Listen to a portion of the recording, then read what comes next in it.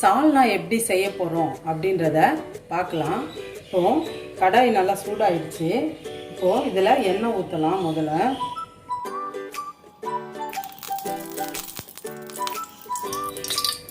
எண்ணெய் வந்து உங்களுக்கு தேவைக்கேற்ப, ரொம்ப ஊற்ற வேண்டாம். எப்போவும் குழம்பு செய்கிற மாதிரி அந்த அளவுக்கு எண்ணெய் இருந்தால் போதும். இப்போது எண்ணெய் நல்லா சூடாயிடுச்சு.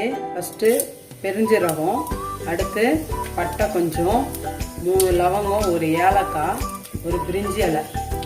இப்போ இது பொரிஞ்சிருச்சு. அடுத்து வெங்காயம் போடுங்க.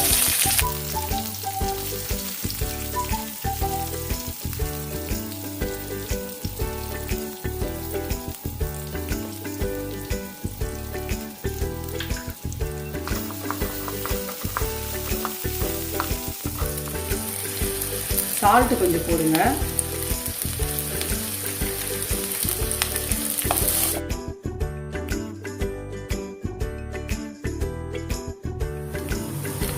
இப்போ பாருங்கள், இதில் 1 ஸ்பூன் இஞ்சி பூண்டு பேஸ்ட்டு விழுது போடுறேன்.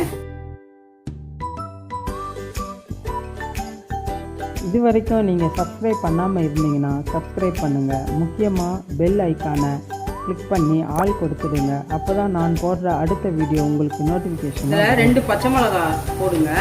போட்டு வதக்கிட்டு மீடியம் தக்காளி 2 போடுறேன், அதையும் வதக்கிடுங்க. இதில் நான் ஒரு உருளைக்கிழங்கு வெட்டி வச்சுருக்கேன். உங்களுக்கு இருந்தால் போடுங்க, இல்லைன்னா விட்டுடலாம். இதையும் சேர்த்து சிம்லேயே வச்சு வதக்குங்க. கொஞ்சம் தக்காளியெலாம் நல்லா வதங்கட்டும். பாருங்கள், நல்லா வதங்கிடுச்சு. இதில் கொஞ்சம் கருவேப்பிலை, கொஞ்சம் கொத்தமல்லி எல்லாம் போட்டுக்கோங்க. இதில் மிளகாத்தூள் வந்து ஒரு உங்களுக்கு தேவைக்கேற்ப நான் ஒரு 1.5 ஸ்பூன் போட்டுக்கிறேன். கரம் மசாலா ஒரு 1/4 டீஸ்பூன் போதும். நீங்கள் வந்து ரொம்ப ஸ்பைஸியாக வேணும்னா இன்னும் கொஞ்சம் போட்டுக்கோங்க. மஞ்சத்தூள் ஒரு 1/2 ஸ்பூன் போட்டுக்கோங்க. கொத்தமல்லி தூள் 1 ஸ்பூன் போட்டுக்கோங்க. ரொம்ப வதக்க வேண்டாம், 1 மினிட் வதக்கினா போதும்.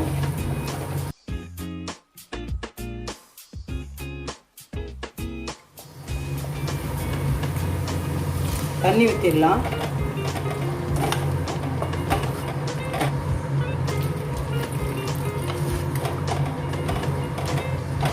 கொஞ்சம் நல்லா தண்ணி ஊற்றிடுங்க. நல்லா கொஞ்சம் கொதி வந்த பிறகு இதில் நான் 3 சில்லு தேங்காவும் ஒரு 10 முந்திரி பருப்பும் போட்டு அரைச்சி வச்சுருக்கேன்.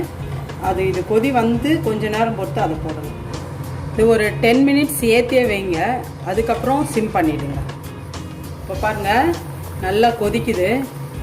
இந்த ஸ்டேஜில் இப்போது தேங்காய் ஊற்றிடலாம். தேங்காவும் முந்திரி பருப்பும் அரைச்சி வச்சுருக்கேன். இது வந்து ஊற்றிடுங்க. நல்லா மையாக அரைச்சிடுங்க. லாஸ்ட்டில் இதை ஊற்றிட்டு ஒரு 20 நிமிஷம் இந்த தேங்காய் போட்டோடனே நீங்கள் மூடி வச்சிங்கன்னா ரொம்ப வெளியில் தள்ளிடும் கொதிச்சு. அதனால் நீங்கள் என்ன பண்ணுங்கள், இப்போது இது கொதி வந்தோடனே சிம்லேயே வச்சுடுங்க. சிம்லேயே வச்சுட்டு அந்த எண்ணெய் பிரியணும், அதுதான் பக்குவம். எண்ணெய் பிரிஞ்சு வந்துச்சுன்னா ரெடி ஆகிடுச்சுன்னா. இப்போ பாருங்கள், நல்லா எண்ணெய்லாம் எப்படி பிரிஞ்சு வந்திருக்கு பார்த்தீங்களா? அதுதான் கரெக்டான பக்குவம். இப்போ என்ன பண்ணிடலாம், ஆஃப் பண்ணிடலாம். கொத்தமல்லி கொஞ்சம் போட்டுட்டு ஆஃப் பண்ணிடலாம். சுவையான சால்னா ரெடி ஆகிடுச்சு. இதுக்கு வந்து சப்பாத்தி, பரோட்டா, இட்லி, தோசை எல்லாத்துக்குமே சைட் டிஷ்ஷாக ரொம்ப நல்லாயிருக்கும். நீங்களும் செஞ்சு பாருங்கள்.